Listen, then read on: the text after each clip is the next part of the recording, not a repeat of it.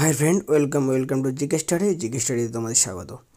আমি চলে এসেছি তোমাদের সাথে আরও একটা সিটিপির কোশ্চেন অ্যান্সার বা প্র্যাকটিস সেট তোমাদের সাথে আলোচনা করার জন্য। তো চলো প্র্যাকটিস সেটটা আমরা ভালোভাবে আলোচনা করি এবং আমাদের জিকে স্টাডি চ্যানেলে তোমরা চলে যাও, সেখানে প্লেলিস্ট করা আছে। প্লেলিস্টে গিয়ে সেখানে তোমরা পরপর ভিডিওগুলি মনোযোগ সহকারে দেখবে, ঠিক আছে? এবং সেখান থেকে তোমরা প্র্যাকটিস করবে যে কতগুলো অ্যান্সার তোমরা পারছো, ঠিক আছে? তো চ্যানেলটাকে শেয়ার ও সাবস্ক্রাইব করে দিও। তো চলো কোশ্চেন আমরা প্র্যাকটিস স্টার্ট করি। প্রথম থেকে আমরা স্টার্ট করি। দেখো প্রথম কোশ্চেন, দেখো কমিউনিকেশন মানে যোগাযোগ থেকে কিছু কোশ্চেন আছে এবং এর পরেও আরও কিছু কোশ্চেন আছে, সেগুলোও আমরা দেখব। প্রথম কোশ্চেন দেখো কমিউনিকেশন মানে যোগাযোগ শব্দটি কোত্থেকে এসেছে না? এই যোগাযোগ শব্দটি উৎপত্তি হয়েছে গিয়ে কমিউনিকেট থেকে। দেখ, কমিউনিকেশন হচ্ছে নাউন, কমিউনিকেট হচ্ছে ভার্ব। তাই যোগাযোগ বা কমিউনিকেশন এই শব্দটি এসেছে কমিউনিকেট থেকে। মানুষের আদান প্রদানের গুরুত্বপূর্ণ মাধ্যম, তাহলে মানুষের যে তথ্য বা মানুষের যে কথা আদান প্রদানের জন্য সবথেকে গুরুত্বপূর্ণ মাধ্যম কি? তাহলে আমাদের কোনো তথ্য আদান প্রদান করতে গেলে অবশ্যই আমাদের কথা বলতে হবে। তাহলে কথা বলার ক্ষমতাটা বৃদ্ধি বা কথা বলার ক্ষমতাকে মানুষের আদান প্রদানের গুরুত্বপূর্ণ মাধ্যম হিসাবে বিবেচনা করে।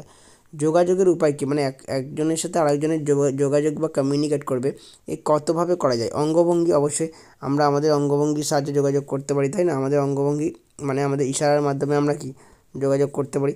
বক্তব্য মানে আমাদের কথাবার্তার মাধ্যমে, বক্তব্য মানে আমাদের যে কথাবার্তা, সেই কথাবার্তার মাধ্যমে যোগাযোগ করতে পারি।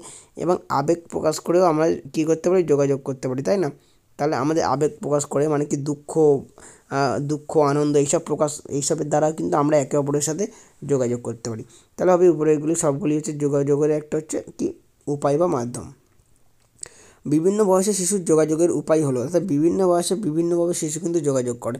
যেমন সর্বপ্রথম শিশুরা কান্না করে একদম অল্প বয়সে, তারপরে পরে চোখের সাহায্যে তারা যোগাযোগ করে ইশারার মাধ্যমে, এবং সর্বশেষ কিন্তু কথার মাধ্যমে যোগাযোগ করে। তাহলে শিশু কিন্তু উপরে সবগুলিই হয়, পরপর ধাপে ধাপে হয়। প্রথম তারা কী করে? কান্না করে, তাই না?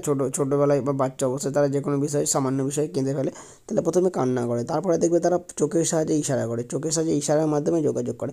এবং সর্বশেষ তারা যখন কথা বলতে পারে, তাহলে কথা বলতে যখন শেখে, তখন সে কথা বলার মাধ্যমে তারা কিন্তু তাদের যোগাযোগ বা কমিউনিকেশনটা তারা ব্যক্ত করে। শিশুর যোগাযোগ সাহায্য করতে গেলে প্রয়োজন হলো, অর্থাৎ অর্থাৎ শিশুর সাথে শিশুর যোগাযোগ ব্যবস্থা করতে গেলে, সাহায্য করতে গেলে কী করতে হবে? শিশুর মনোযোগ আকর্ষণ করতে হবে অবশ্যই। তাহলে কেউ যদি কোনো শিশুর সাথে যদি যোগাযোগ অর্থাৎ কমিউনিকেট করতে যায়, তাহলে সেই শিশুর কিন্তু মনোযোগ আকর্ষণ করতে হবে। কী করতে হবে? সেই শিশুর মনোযোগ আকর্ষণ করতে হবে এবং নিজেকে শিশু স্তরে নিয়ে যেতে হবে, ঠিক আছে? একটা বয়স্ক লোক বা অনেক বয়সের লোক যদি কোনো শিশুর সাথে তার যোগাযোগ বা তথ্য আদান প্রদান করতে যায়, তাহলে সেই বড় লোকটা বা বয়স্ক লোকটাকে কিন্তু সেই শিশুর লেভেলে, অর্থাৎ শিশুর বয়সের মতো কিন্তু আচরণ করতে হবে। তাহলে শিশু স্তরে যেতে হবে। শিশুর প্রতি নির্দেশ যেন সহজ হয়, তাহলে বড় শিশুর থেকে বড় যারা বাড়িতে থাকে গুরুজন, তাদেরকে শিশুকে কিন্তু এমন নির্দেশ দেবে যেন সেটা যেন সেই শিশুদের পক্ষে কী হয়? সহজ হয়। তাহলে আমাদের দেবে উপরে সবগুলি। পরের কোশ্চেনে আমরা চলে যাব। পরের কোশ্চেন বলছে উচ্চারণের পার্থক্যর কারণ কী? দেখো, উচ্চারণের পার্থক্য কারণ মানে দেখবে বিভিন্ন শিশু বা বিভিন্ন মানুষ বা বিভিন্ন লোকেদের কিন্তু উচ্চারণের পার্থক্য থাকে, তাই না? এই উচ্চারণের পার্থক্যটা কেন হয়?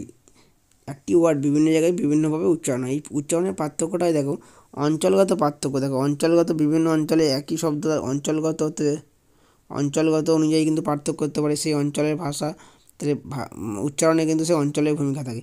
সংস্কৃতি, কোন সংস্কৃতি থেকে সেই শিশু বা সেই লোকটি বা ব্যক্তিটি এসেছে, সেই সংস্কৃতির কিন্তু একটা প্রভাব থাকে উচ্চারণের ক্ষেত্রে। এবং কমিউনিটিগত পার্থক্য থাকে একটা উচ্চারণ ক্ষেত্রে। তাহলে উচ্চারণের ক্ষেত্রে কিন্তু উপরের সবগুলি কিন্তু কী হয় না? উপরের সবগুলি হচ্ছে কিন্তু ভূমিকা থাকে উচ্চারণের পার্থক্যের ক্ষেত্রে, বোঝা গেল?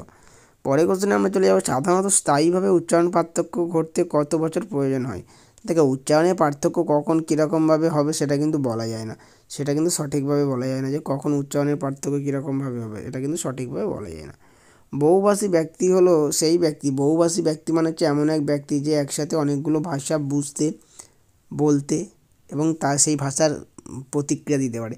তাহলে যে ব্যক্তি দুই বা তার থেকে বেশি স্বাভাবিকভাবে বলতে পারবে, দুই বা তার থেকে বেশি ভাষা স্বাভাবিকভাবে বলতে পারবে এবং প্রতিক্রিয়া দিতে পারবে, প্রতিক্রিয়া দিতে পারবে, তাকেই আমরা বলবো কি বহুভাষী বা মাল্টিলিঙ্গুইজম পার্সন বা বহুভাষী ব্যক্তি হলো। ভারতে বহুভাষা শ্রেণীকক্ষ অনেক দেখা যায়, কারণ দেখো ভারতে অনেক ভাষা শ্রেণীকক্ষ দেখা যাবে স্বাভাবিক ব্যাপার, কারণ ভারত হচ্ছে একটা কি একটা বিভিন্ন বৈচিত্র্যের মানুষ দিয়ে ভারত আমাদের দেশ, তাই না? তা বিভিন্ন বৈচিত্র্য, বিভিন্ন ধর্ম, বিভিন্ন বর্ণ, বিভিন্ন তোমার আঞ্চলিকগত পার্থক্য, তো বিভিন্ন কালচারের স্টুডেন্টরা যখন আমাদের কালচার যখন আমাদের ভারতের মধ্যে বর্তমান, তাহলে বিভিন্ন কালচারের স্টুডেন্টও দেখা যাবে। তাহলে কিন্তু ভারত হচ্ছে কি, ভারতবর্ষের যে বহুভাষা শ্রেণীকক্ষ দেখা যায়, কারণ ভারত একটি বহুমুখী দেশ বা বহুভাষী দেশ, ঠিক আছে? এখানে অনেক ধরনের কথা বলে, যেমন আমাদের উত্তরের দিকে চলে যাও হিন্দি পাবে, পাঞ্জাবি পাবে। পূর্বের দিকে আসলে আমাদের বাঙালি আছে, আসাম আছে, তাই না? তারপরে আমাদের দক্ষিণ দিকে চলে গেলে তামিলের তেলেগু আছে, কর্ণাটকে কন্নড় আছে। তাহলে বিভিন্ন বহুভাষী দেশ, ওই জন্য ভারতে কিন্তু শ্রেণীকক্ষ কিন্তু কী হয়, বহুভাষা শ্রেণীকক্ষ দেখা যায়। তারপরটা তোমরা লক্ষ্য করে দেখো, যোগাযোগ দক্ষতা বৃদ্ধির প্রয়োজন হয় কেন? অর্থাৎ যোগাযোগ ব্যবস্থা মানে কমিউনিকেশন বৃদ্ধির প্রয়োজন হয়। কারণ দেখো, কমিউনিকেশন অর্থাৎ যোগাযোগ বৃদ্ধির প্রয়োজন হচ্ছে কি, অন্যদের কোনো বক্তব্য বা কথা শোনার জন্য তার সাথে যোগাযোগ করতে হবে। পর্যবেক্ষণ করা, অন্যদেরকে পর্যবেক্ষণ করা বা কোনো বিষয়, অন্যদের কেন, কোনো বিষয় যদি আমি পর্যবেক্ষণ মানে ভালোভাবে লক্ষ্য করি বা সেই বিষয়ের ওপর ধ্যান ধারণা দিই, তাহলে সেক্ষেত্রে কিন্তু আমার কী করতে হবে না, যোগাযোগ দক্ষতাটা বাড়াতে হবে। এবং অন্যদের বক্তব্য অনুধাবন মানে অন্যদের বক্তব্য, অন্যরা যে বক্তব্য রাখছে সেই বক্তব্যটা অনুধাবন মানে সেই বক্তব্যটাকে অনুসরণ করা, ঠিক আছে? প্রত্যেক ক্ষেত্রেই কিন্তু আমার কী হয়, আমার কিন্তু হচ্ছে যোগাযোগ দক্ষতাটা কাজে লাগে। তাহলে হবে উপরে আমার সবগুলি। চলে যাবো আমরা পরের কোশ্চেনটা। পরের কোশ্চেন কী বলেছে দেখো, পরের কোশ্চেন বলছে সামাজিক শিক্ষণ তত্ত্বের কথা কে বলেছেন। দেখো, এই একই কোশ্চেন আমরা আগের ক্লাসে করেছি, তাও একবার প্র্যাকটিস হয়ে যাবে। চলো দেখো, সামাজিক বা সোশ্যাল লার্নিং থিওরি দিয়েছে বিজ্ঞানী বান্দুরা। তাহলে সোশ্যাল লার্নিং থিওরি কে দিয়েছে, হচ্ছে বান্দুরা, এটা মনে রাখবে। সোশ্যাল লার্নিং থিওরি দিয়েছে বান্দুরা। বান্দুরা মডেলিং হলো আদর্শ স্থানীয় ব্যক্তি আচরণ অনুসরণ করা। তাহলে বান্দুরা মডেলিং হচ্ছে কি না, আচরণ অনুকরণ করা, মানে কোনো একজনকে অনুকরণ বা নকল করা, ঠিক আছে? তাহলে বান্দুরা মডেলিং হচ্ছে আদর্শ স্থানীয় ব্যক্তির কি আচরণকে অনুকরণ করা। প্রাথমিক স্তরে মনোযোগ হলো, অর্থাৎ প্রাথমিক স্তরে শিশুদের ক্ষেত্রে মনোযোগ বলতে কী বোঝায়? তাহলে প্রাথমিক স্তরে মনোযোগ হলো ইচ্ছা নিরপেক্ষ, মানে শিশুদের ইচ্ছা অনুযায়ী তাদের মনোযোগ হয়। স্বতঃস্ফূর্ত, তাদের নিজেরা আবার ইচ্ছা নিরপেক্ষ এবং স্বতঃস্ফূর্তভাবে হয়। শিশুরা প্রবৃত্তির দ্বারা পরিচালিত হয়। শিশুরা কি না, প্রবৃত্তির দ্বারা পরিচালিত হয়। তাহলে এই সবকটাই কিন্তু একটা প্রাথমিক স্তরের শিশুর ক্ষেত্রে দেখা যায়, ঠিক আছে? পরের কোশ্চেনটা দেখো, শিক্ষককে জানতে হবে শিশুর সামাজিক এবং কৃষ্টিগত ভিত্তি কী। যখন সমাজের কথা চলে আসবে, সমাজ কালচারের কথা চলে আসবে, তখনই মনে রাখবে ভাইগটস্কি। সমাজ কালচারের কথা চলে আসলে কী হবে, বিজ্ঞানী ভাইগটস্কি। আমি বলেছিলাম ভাইগটস্কি একটা সূত্র মনে রাখতে তোমাদের। সূত্রটা হচ্ছে SCL। এস মানে হচ্ছে সোশ্যাল মানে সামাজিক, সি মানে হচ্ছে কালচার মানে হচ্ছে কৃষ্টি, আর এল মানে হচ্ছে ল্যাঙ্গুয়েজ। তাহলে ভাইগটস্কির এই নিয়মটা আমি তোমাদের বা এই সূত্রটা মনে রাখতে বলেছিলাম। SCL সোশ্যাল, কালচার এবং ল্যাঙ্গুয়েজ, এই তিনটে কিন্তু ভাইগটস্কির কথা সবসময় গুরুত্ব দিয়ে থাকে। তাহলে যখন সামাজিক এবং কৃষ্টিগত অর্থাৎ সোশ্যাল এবং কালচারের কথা থাকবে, তখনই তোমরা কিন্তু চোখ বন্ধ করে অ্যান্সারটা করে দিতে পারে ভাইগটস্কি।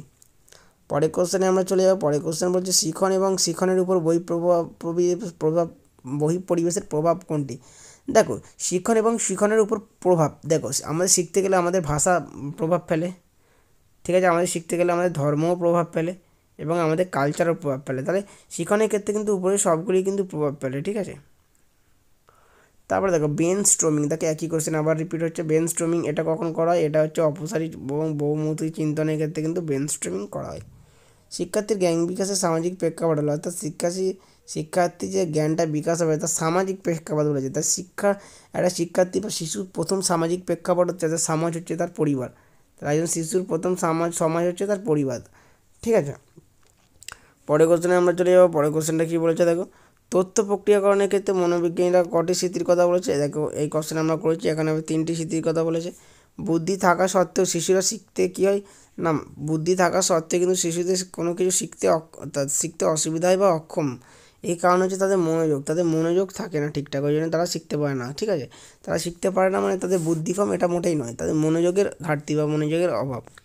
এরিকসন তার মনোসামাজিক তত্ত্বে কটি পর্যায়ের কথা বলেছে। এরিকসন তার মনোসামাজিক তত্ত্বে কিন্তু 4টি তত্ত্বের কথা বলেছে। জ্যাঁ পিঁয়াজের যে 4টি আমাদের স্তর আছে, প্রজ্ঞামূলক বিকাশের স্তর আছে, তার মধ্যে কংক্রিট অপারেশনাল স্তরের বয়স কত। দেখো, জ্যাঁ পিঁয়াজের কিন্তু 4টে স্তর আছে, SPCF তোমাদের বলেছে, এটা সবসময় মনে রাখবে। Sensory motor, pre operational, concrete operation এবং ফর্মাল অপারেশন। সেন্সরি মোটর হচ্ছে 0 থেকে 2, প্রি অপারেশনাল হচ্ছে 2 থেকে 7, এবং কংক্রিট অপারেশনাল হচ্ছে 7 বা 6 থেকে হচ্ছে 11, এবং তারপরে হচ্ছে ফর্মাল অপারেশন। ঠিক আছে, তাহলে আমাদের এখানে কংক্রিট অপারেশনাল ফেজ বলেছে। কংক্রিট অপারেশনাল ফেজ মানে তোমরা মনে রাখবে কোনটা, তোমরা মনে রাখবে কিন্তু 6 থেকে 7 বছর বয়স। কংক্রিট অপারেশনাল ফেজ মানে মনে রাখবে তোমরা হচ্ছে কি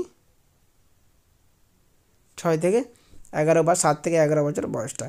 ঠিক আছে, যদি এটা আমাদের বলে দিত ফর্মাল অপারেশন, ফর্মাল অপারেশন হলে আমাদের হয়ে যেতে কিন্তু 10, 11 থেকে 18। পরে কোশ্চেন দেখো, শিশুর ভাষা বিকাশের স্তরে কুকিং কুকিং কুকিং কোন বয়সে দেখা যায়? কুকিং সবসময় মনে রাখবে, কুকিং দেখা যায় কিন্তু হচ্ছে 6 সপ্তাহে। তাই শিশুর কুকিং দেখা যায় 6 সপ্তাহে, ব্যাবলিন দেখা যায় 6 মাসে। আচ্ছা, শিক্ষার্থীরা যখন সহপাঠীদের সঙ্গে আলোচনা করে, আচ্ছা একটা শিক্ষার্থী যখন তার বন্ধু বা সহপাঠী ক্লাসরুমের বন্ধুদের সাথে আলোচনা করবে, তাহলে দেখো সহপাঠীদের সাথে যখন আলোচনা করছে তার মানে কি? একটা স্টুডেন্ট যখন তার বন্ধু বা সহপাঠীদের সাথে আলোচনা করছে তার মানে কি? তার মানে হচ্ছে তারা দলগতভাবে শিখছে কোনো একটা জিনিসটা, তাহলে সেটাকে আমরা বলবো দলগত শিখন। সেটাকে আমরা কি বলবো? সেটাকে আমরা বলবো দলগত শিখন। কারণটা কি? তারা না, কারণ যে শিক্ষার্থীরা একে অপরের সাথে সহপাঠীদের সাথে কি দলগতভাবে তারা আলোচনা করে শিখছে, তাই না? তারপরে কোশ্চেনে চলে যাবে, দেখো সচেতনভাবে বৌদ্ধিক দ্বন্দ্ব তৈরি করা সম্ভব কখন?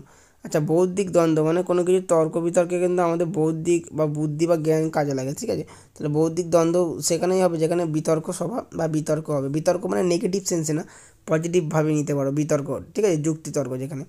পরিমার্জন ছাড়া যে তথ্য সংরক্ষণ করা হয় তাকে বলবো আত্মীকরণ। দেখো কোনো তথ্য যখন আমাদের ব্রেনের মধ্যে রাখবো সেটাকে আমরা বলবো কি অ্যাসোসিয়েশন। ঠিক আছে, সেটাকে আমরা বলবো কি অ্যাসিমিলেশন। কোনো তথ্য যখন আমাদের ব্রেনের মধ্যে রাখবো সেটাকে আমরা বলবো অ্যাসিমিলেশন। ঠিক আছে, আর সেই তথ্যকে যদি আমরা চেঞ্জ বা মডিফাই করে আমাদের ব্রেনের মধ্যে রাখি তাহলে সেটা হয়ে যাবে অ্যাকোমোডেশন। তথ্য আমাদের ব্রেনের মধ্যে দুইভাবে, আমাদের ইনফরমেশান আমাদের ব্রেনের মধ্যে দুইভাবে রাখা যায়। একটা হচ্ছে কোনো তথ্য আমাদের ডাইরেক্ট আমাদের ব্রেনের মধ্যে রাখলাম, ঠিক আছে, সেই তথ্যটাকে আমরা সেই যে ব্রেনের মধ্যে রাখার প্রক্রিয়াটাকে আমরা বলবো কিন্তু অ্যাসিমিলেশন। আর যে যখন সেই তথ্যটাকে একটু চেঞ্জ বা মডিফাই করে বা চেঞ্জ করে আবার আমাদের ব্রেনের মধ্যে রাখবো তখন সেটা হয়ে যাবে কিন্তু অ্যাকোমোডেশন। ঠিক আছে, এটা কিন্তু গোলালে হবে না, আত্মীকরণ। চলে যাবো আমরা পরের কোশ্চেন, ব্যক্তির পরিমাণগত পরিবর্তন কী কী বলে? দেখো পরিমাণগত পরিবর্তন, পরিমাণ মানে কি কোয়ান্টিটিভ, কোয়ান্টিটিভগত পরিবর্তন হলে সেটাকে আমরা বলবো কি বৃদ্ধি বা ডেভেলপমেন্ট, বৃদ্ধি বা গ্রোথ। তাহলে আমাদের পরিমাণগত পরিবর্তন হলে বৃদ্ধি পাবো, তার যদি সেটা গুণগত হতো তাহলে হয়ে যেত কিন্তু ডেভেলপমেন্ট। তো এটা তোমরা মনে রাখবে ভালো করে, গোলাবে না। আমাদের যদি পরিমাণগত বলেছে, পরিমাণগত মানে আমাদের মনে রাখতে হবে কিন্তু বৃদ্ধি, আর যদি গুণগত বলতো তাহলে হয়ে যেত বিকাশ বা ডেভেলপমেন্ট। কোনটির পর্যবেক্ষণের সাহায্যে পরিমাপ করা হয়? দেখো পরিমাপ মানে হচ্ছে বাহ্যিক দৈহিক ফিজিক্যাল যে পরিমাপ, পরিমাপ সবসময় দৈহিক করা হয়। কী করা হয়? দৈহিক ফিজিক্যাল অ্যাসেসমেন্ট। ঠিক আছে, কমিউনিকেশন, এই কোশ্চেনটা আমি আগের ক্লাসে আমরা করেছি, তাই না? ভালো করে কমিউনিকেশন শব্দটি এসেছে কমিউনিকেট থেকে। দেখতে পাচ্ছ তো একই কোশ্চেন, দেখবে কিছু কিছু কোশ্চেন তোমার রিপিটেড পাবে। তো তোমরা যখন প্র্যাকটিস করবে ক্লাসগুলো ভালো করে তাহলে দেখবে তোমাদের কোশ্চেন রিপিট পাবে এবং সেই কোশ্চেনগুলো প্র্যাকটিস হয়ে যাবে এবং শিখতেও সুবিধা হবে। মানুষের আদান প্রদানের গুরুত্বপূর্ণ মাধ্যম, দেখতে পাচ্ছ একই কোশ্চেন আমরা বলেছি। মানুষের তথ্য আদান প্রদানের গুরুত্বপূর্ণ মাধ্যম হচ্ছে তাদেরকে ভাষার ব্যবহার অর্থাৎ কথা বলতে হবে। তো এই ভাষার ব্যবহার বা কথা বলতে গেলে আমাদের কী করতে হবে না, কথা বলার ক্ষমতাটাকে বাড়াতে হবে। স্কিমা শব্দটি কে ব্যবহার করেছে? স্কিমা শব্দটি প্রথম ব্যবহার করেছে বিজ্ঞানী ভাইগটস, এই পেঁয়াজে।